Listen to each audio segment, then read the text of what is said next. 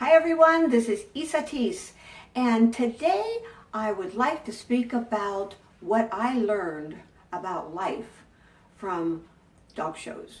Now, some of you know that I have shown dogs off and on for a long time, and I just came back from a dog show today. And I want to start off with letting you know what it is I'd really like you to know about what it is I'm about to say. It doesn't matter where you are in life. You have an opportunity to determine whether you'd like to be a master or a victim, whether you would like to be awake and aware, or whether you'd like to just walk around asleep. And here's what happens for me at dog shows. First of all, I used to think that I wasn't even competitive. So much for that. Here's a question you have to ask for yourself. Do you feel like you're competitive? A lot of people say, I'm not competitive. Do you like to win? You're competitive.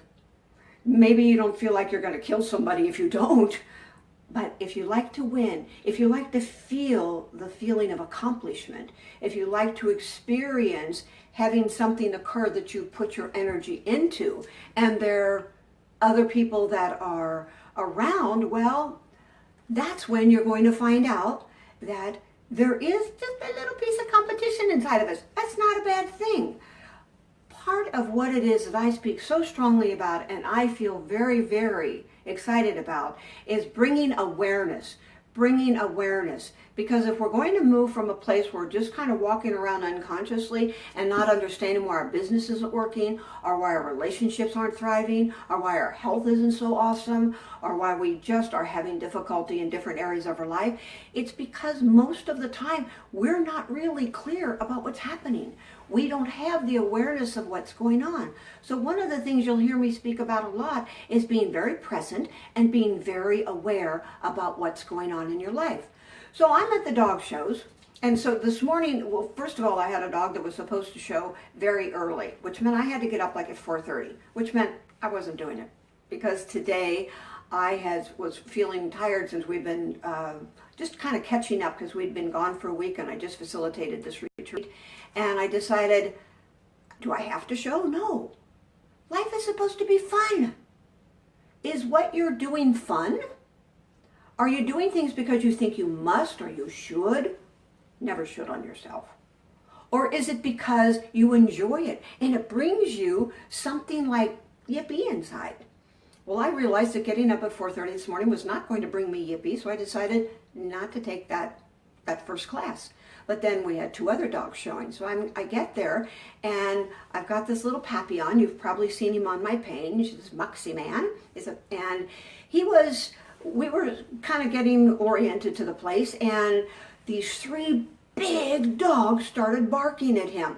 He thought he was going to die for sure, and he tucked his tail and he ran for the hills. I mean, I had him on a leash and I picked him up and I reassured him. But what happened is that he became very frightened, his tail was down, and we were supposed to go in the ring in like 5 minutes.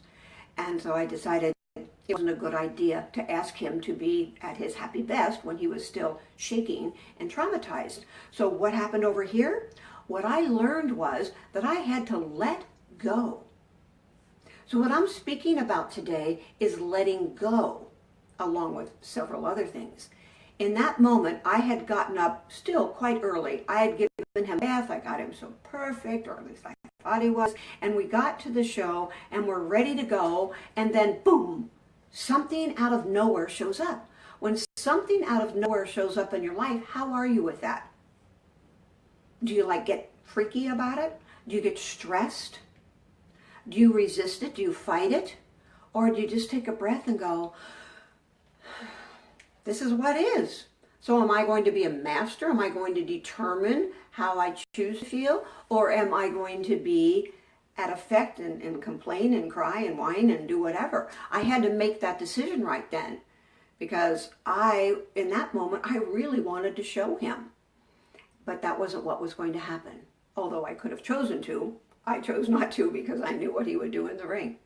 So one of the things that's very powerful and important that I've learned tremendously from dog shows is how to be an observer. I'm observing all these people, and some people are so grumpy. You know, they're just like so intense and so into it. They don't smile at you, they don't do anything. And there's other people that are just like having so much fun and they're loving on their puppies and they're doing what it is that they really love to do. Well, in life, I got to look at, how do I be? Am I really intense? Okay, I have to admit I'm pretty intense. But I do have fun. But when I get on a track and I'm doing something, I can be pretty darn intense. And I have a friend, and her and I, we speak a lot about how we're not those ones that laugh all the time. I really would like to be a person that laughs more. But I get a little bit serious about things. And that's something that I'm really committed to changing. So next time, maybe I'll tell jokes when I do my Facebook Live tomorrow. But today, I want to really speak about this whole observing thing. Observe myself, know myself. In medicine, which most of you know I'm in medicine, there is a statement, physician, know thyself. Well, I say to you, human, know yourself. Know who you are. Know what you think. Know what you feel. Be present and conscious about how you're being with other people, because when you start to see that, what occurs is that you can perhaps have a better understanding why people are perhaps not responding the way you would like them to. How's your tone of voice? How's your energy? Do you come at people? Or are you really subdued and you walk around very passively? How do you be? Are you exciting and inviting to listen to? Are you kind and loving, or are you just a little snippy, or a term that a friend of mine uses, snarky? Are you snarky? Because all these things, when you observe them in yourself, you can just make a decision. Yep, I like that. No, I think I'll change that. Because the observation, the awareness, and then the observation of that gives you that choice. And one of the other things that's important is when you decide, nah, I don't want to change that, that's cool. But ask yourself the question, am I attached to this? And if so, what am I attached to? Why am I attached? Do I want to be right about it? Do I want to control it? What's going on? This introspection really allows you to become more aware of how to get your life to be the life you would love to live all the time. It helps you wake up to who you are and what it is that you are going through and how to make a difference in your life and other people's lives because of what it is that you see in yourself. And when you see it in someone else, they're bringing that gift to you. So look at your attachment to what it is that you've got going on and whether it's going to be supportive for you to really shift that or not. Because attachment always means resistance. And I know I harp on this all the time, but resistance, first of all, is futile, as they say from the Borg and Star Trek, but it's also what causes pain. Resistance is the cause of all suffering or the cause of all pain. So wherever you're resisting, wherever you're attaching, wherever you're unconscious, you are most likely going to be in a place where you are in pain. So let me just wrap this up with saying that the dog shows, for me, have taught me so much. And on another day, I'm going to speak about what my puppies have taught me and how unconditionality is a gift that we all have the opportunity to express, but usually we don't.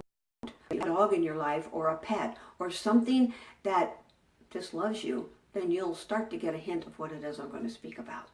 So for today, remember that you can practice these principles anytime, anywhere. It doesn't have to be at a dog show.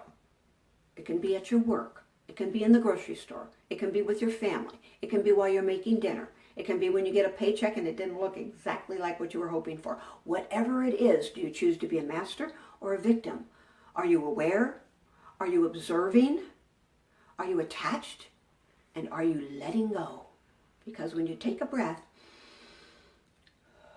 and you just let it go, and perhaps ask yourself, what's great about this that I haven't seen yet?